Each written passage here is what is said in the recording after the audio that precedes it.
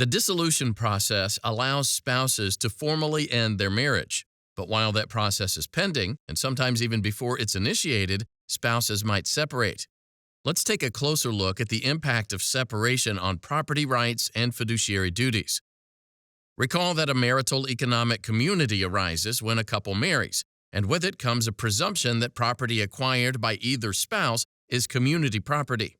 That economic community ends when spouses are living separate and apart. Spouses are living separate and apart if at least one spouse makes an express statement of clear intent to end the marriage and that spouse engages in conduct demonstrating a complete and final termination of the marital relationship.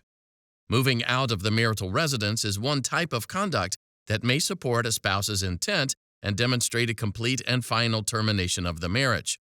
But separate residences aren't a prerequisite. Spouses may be living separate and apart even while residing in the same house.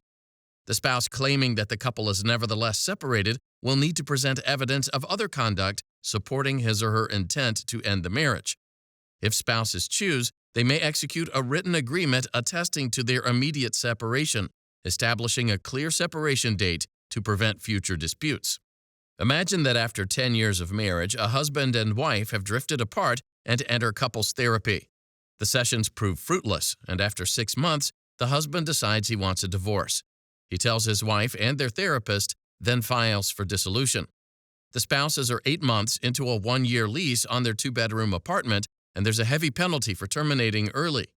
They decide to continue living in the apartment till the lease ends, but have separate bedrooms and little contact with each other.